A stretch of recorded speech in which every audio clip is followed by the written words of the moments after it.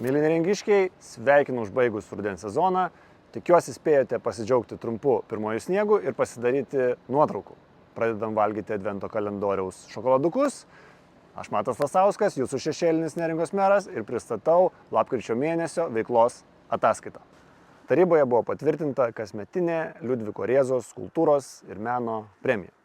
Nekomentuosiu konkrečių šių metų nominantų, viskas pakankamai išsamei ir aštriai buvo išdiskutuota biudžeto ir švietimo komitetuose. Šio klausimu paliksiu pasidaryti išvadas patiems. Į ką noriu atkreipti dėmesį, tai į komisiją, kuri šią premiją skiria. Anksčiau Liudviko Rėzos kultūros ir meno premiją skirdavo Liudviko Rėzos kultūros centro taryba kuratoriumas. Didžiąja dalimi sudarytas iš istorijos, kultūros ir meno srities profesorių, docentų, daktarų ir tai suteikdavo šiai premijai svorio ir kreditingumo. Dabar premiją skiria savivaldybės istorinės atminties komisija, sudaryta iš Neringos politikų ir tiesioginėme pavaldume esančių savivaldybės administracijos įstaigų darbuotojų. Su visa pagarba šios komisijos nariams, manau, nekyla klausimų, kurios komisijos sprendimai būtų autoritetingesni ir nesusipratimų bei likusių nuoskaudų būtų buvę galima išvengti. Taryboje išreiškiau siūlymą, kad turėtų būti grąžintas kuratoriumas ir tuo pačiu grąžintas prestižas Liudviko Rėzos kultūros ir meno premijai. Preilos sosteliui reikalinga nuolatinė priežiūra. Pavasarį sutvarkytas pontoninis molas toliau laikosi gerai, tačiau, kad jis toks ir liktų, reikalingas kasmetinis techninis aptarnavimas. Priežiūrą galėtų atlikti tie patys paslaugų teikėjai, kurie atgaivino pontoną metų pradžioje. Kasmetinė priežiūra atsieitų ženkliai pigiau, negu vėl jį gaivinti iš numirusiųjų.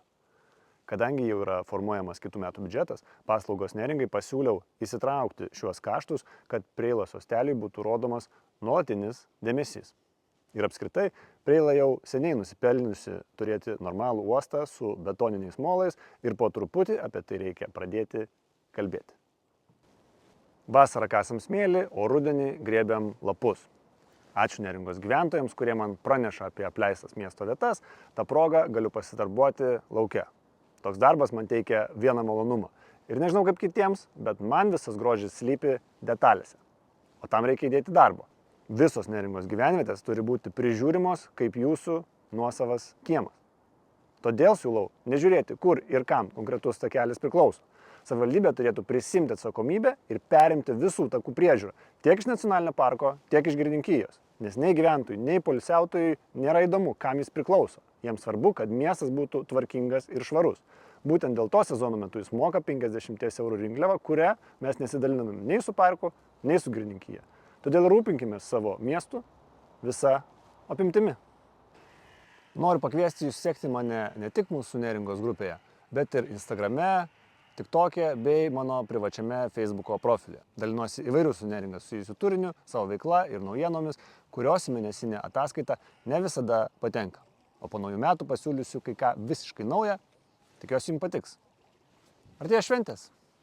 Šypsokitės.